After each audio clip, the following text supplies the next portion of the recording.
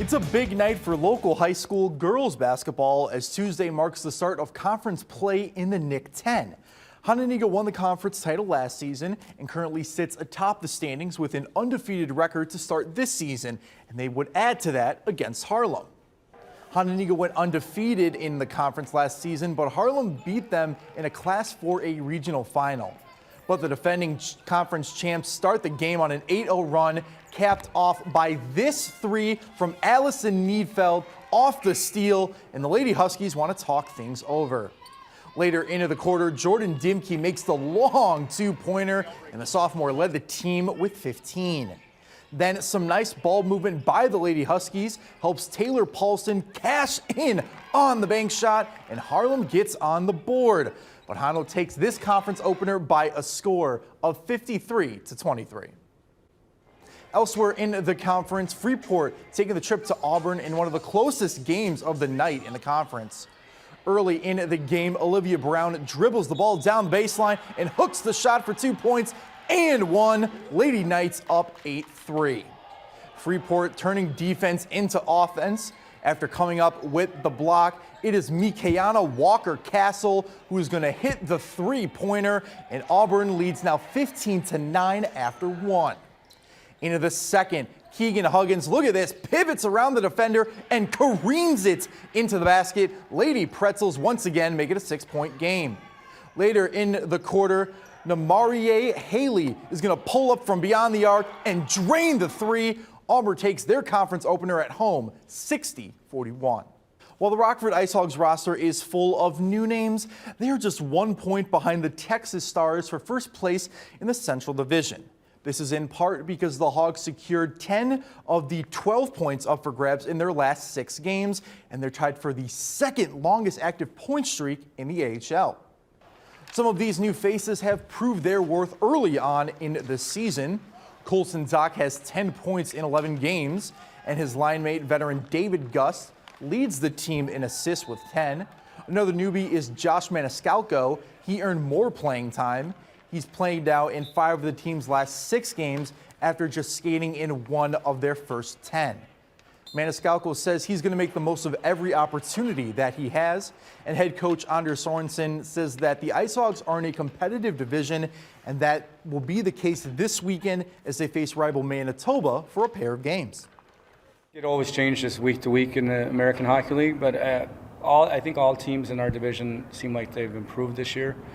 So have we. We have a lot of respect for them as a team, so we know we have to bring as close to our A game as possible. There's a lot of guys on NHL contracts, and I'm not going to get the first look, but when I can get in and contribute, at the end of the day, we want to win, and I want to win, just to be able to contribute to that, and those points add up toward the end of the year. Hopefully we can just keep doing that, and good things will happen.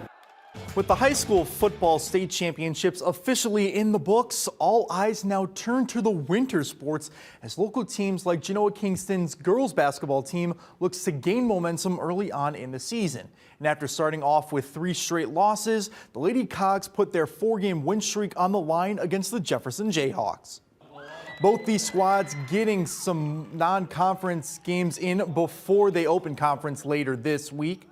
Starting things off in the first, Jefferson leads 2-0 until Presley Meyer shows up with the float game, and the Lady Cogs lead 3-2.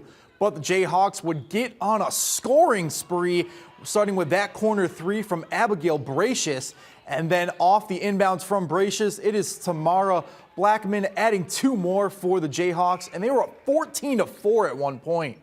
GK, though, keeping it close. Meyer looks like she's going to turn it over. Instead, it turns into a 2-point jumper for Madeline Swanson. In the second, Meyer getting it done again. She steals the pass and banks it in. Now the Jayhawks now lead 16-13. Jefferson, though, keeps responding as Blackman is going to bank it in there. Count the basket and the foul. Jayhawks are up 8. The Lady Cogs would put up a fight in the second half, but Jefferson comes up with a non-conference victory, 55-46, your final. It has been a successful last 2 weeks for the Rockford Ice Hogs. They've earned 10 out of a possible 12 points in their last half-dozen games, and now they ride a 6-game point streak into Manitoba this weekend. 4 of the team's games during this point streak went into overtime, including their last 2 against the Milwaukee Admirals. Things are also clicking on offense for the Ice Hogs, as Rockford's got the 5th best power play in the league, and line mates David Gust and Colton Dock combined for 8 goals in the last 6 games. Every night we've had a successful night, not always on the score sheet necessarily, but I think the way we play with him and Bjorky, they both hunt the puck really well. So, when you have guys who will go get the puck and hungry on the forecheck, that type of things, plays are gonna happen. If you can believe it, the Chicago Bears' last win against an NFC North opponent was more than 2 years ago via a 2-point road win against Detroit.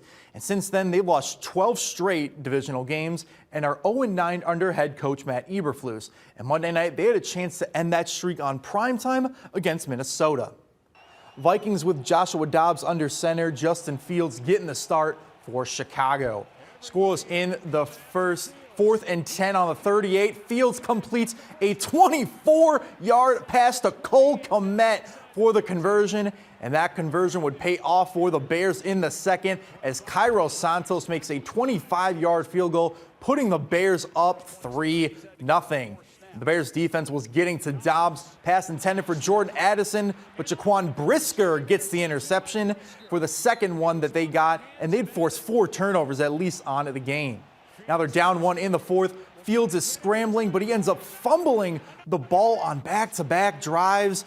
But the Bears would get the stop in a big play. Fields connecting with DJ Moore, getting Santos in field goal position. They're down 1. Santos, kick is good. Bears are up 12-10, and they would keep that victory. They win by that margin. The Chicago Blackhawks have waived Corey Perry and will terminate his contract. This comes after a team investigation found the 38-year-old forward engaged in, quote, unacceptable conduct. In a press conference Tuesday afternoon, GM Kyle Davidson says this is a workplace matter and it doesn't involve any of the players nor their families. And finally, former Blackhawk Patrick Kane agrees to a deal with the Detroit Red Wings where he will reunite with former teammate Alex DeBrincat. Kane is slowly making his way back to the ice as he recovers from an injury. Chicago and Detroit will meet twice this season, Thursday in Detroit and in late February in Chicago. Lots going on in the AHL and NHL for the Blackhawks organization, but what do you guys think about that Patrick Kane news, him going to Detroit? I think we're all Blackhawk fans here, too. Yeah, I mean, Yes. hate to see him go, but excited for him, I guess. It's going to hurt to see Kane and Kat going against. Yes, Yeah. right. The Blackhawks. I know 2 of my favorite players, I so know. that'll be tough. I know, I had their jerseys and then I got to buy new ones now. I know. Yes, all right. And just an insane finish for the Bears. And interestingly enough, guys, they won without scoring a touchdown. Holy cow. And a 2-point win, that's what they did against Detroit the last time they won. They did, yeah. Oh there my you go. gosh. Games, Wow, another look at 2-point that. win. They've All got a right. pattern. Thanks, Anthony.